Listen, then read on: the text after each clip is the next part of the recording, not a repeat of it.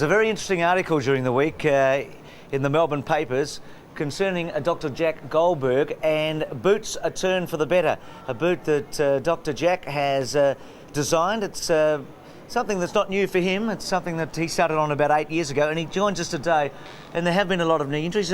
Welcome to Game Day, Jack. Thank you. Jack, tell us about the background of this and how you came about developing this particular boot and how you think it might be able to help the spate of knee injuries that we've suffered in the last few years. I've been in general practice and in sports doctoring for many years, and my concerns with knee injuries commenced when my sons were playing with Melbourne under-19s and in the reserves. Melbourne at the time had a spate of knee injuries, and 9 of the senior players at that stage were having knee operations. It led to the Chris Connolly ceasing to play. I think it was tragic and a great loss at the time, and I decided that something needed to be done to be able to decrease the number of knee injuries. Well, let's have a look at the boot and just tell us how you think it can help.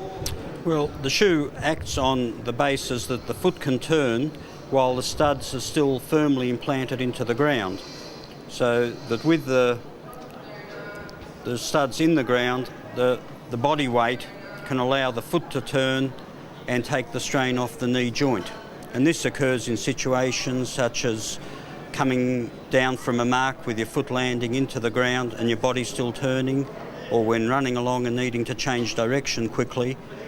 In situations where you're using a conventional shoe, the knee is the joint that takes all the strain and often leads to the injuries. I know you had a quick chat to Don Scott, a veteran of over 300 games, a Hawthorn captain. Don, I think you've got one of the boots down below. Your first impressions? Yeah, well, Bruce, I think it's just fantastic that somebody is actually starting to think about the players as far as their footwear is concerned. Beside the football, this boot is the second most important piece of equipment on the ground. And for years, and I mean years now, companies really haven't given enough thought to the actual boot and what it's doing and all that. And as far as Jack is concerned, I don't know if the boot's good or bad, but I think it's just fantastic that somebody is actually now starting to think about it. Well, Ross Glendinning, the Brownlow medalist, is over in Perth at the moment. Ross, I don't know if you've been keeping up with this story, but it's an interesting development. Yes, I did read it during the week, Bruce, and can I ask, Jack, has someone tried it where, for instance, if you're having a set shot for goal, or just a normal kick throughout the course of a game, when your planted foot hits the ground, is that movement going to occur as well? Which, what I'm trying to say is, will that cause some problems with kicking skills? Now, we've done a lot of stability testing, right, and it actually comes out more favourably as a stable shoe. Right. It relies on the fact that it will only turn when your body weight is actually turning. Yep.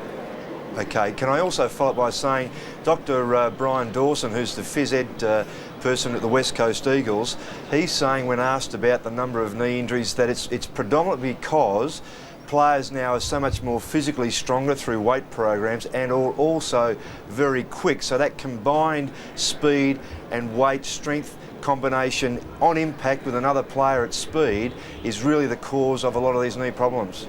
Yes, a lot of things lead to the knee taking a lot of the strain, and the only way of trying to reduce a lot of these injuries is to reduce the strain on the knee, and this shoe is a way of trying to do that. Jack, can I be the devil's advocate here and ask a few questions that have readily come to mind? One is, the broad last, is it a broad or narrow last the boot is made on? Because Australians notoriously have a broad last, and all the boots, or nearly all the boots, are made on a European last, which naturally enough causes the foot to rotate, go over. Yeah.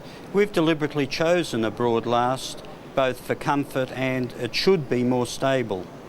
Now also, Jack, the placement of the stops. Now I notice on these particular boots that you've got here, again, they're about 3/4, if I can show the camera, 3/4 away across the boot. Now, and I'm turning back the clock, I hate doing this, but when I played, I had mine handmade, and the stops were put on the outside to give extra stability. Still, these stops are still at 3/4 of the way across, so you're still going to go over. The stops have been placed at the same position as a normal studded shoe. There are various ways of trying to change position, but we've tried to keep the shoe as conventional as possible so that people that are used to a studded shoe, this won't be any different to them. And what about as far as ankle injuries concerned? Now, okay, we're worrying about the knee, but because of the turning, what about the effect on the ankle? Most ankle injuries are related to the foot turning in, not due to rotation of the body. I wouldn't think this shoe would make any difference to ankle injuries.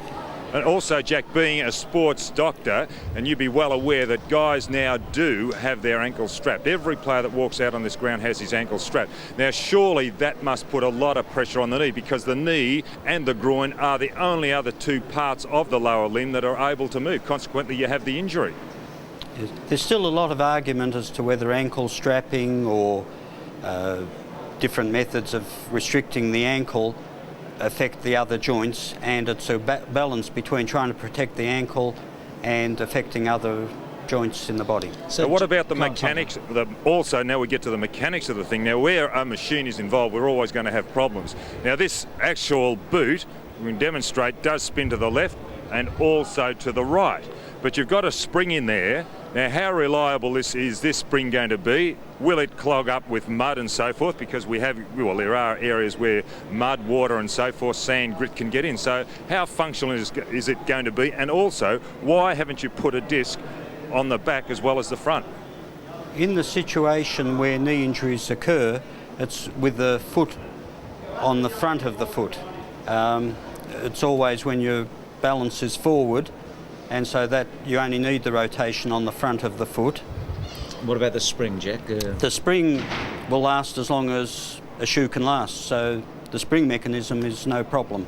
There's also a membrane that covers the disc mechanism that stops mud and sand from getting in. Don, any more, because we'll move on? No, Bruce, no. I'd just like to Been congratulate Jack, because I think I just think anything along this line is terrific. And Ross in Perth, you happy? No, look, I think anything as an advantage is just fantastic, and I wish you well, Jack.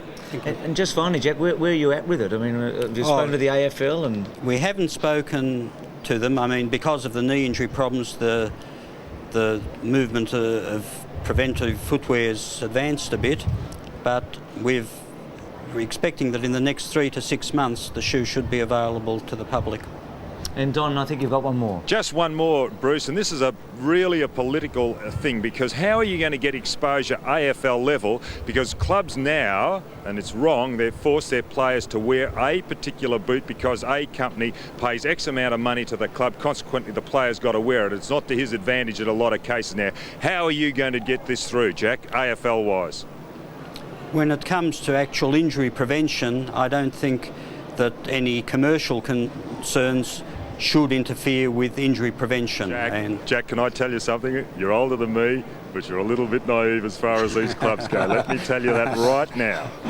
Well, Jack, thanks very much for coming in. Thank you. It was a very interesting article and an interesting discussion there, and we'll be following that through. Good luck with it. Thank you. Dr. Jack Goldberg. Just stay there for one moment, Jack. We're going to have plenty more on Game Day right after this.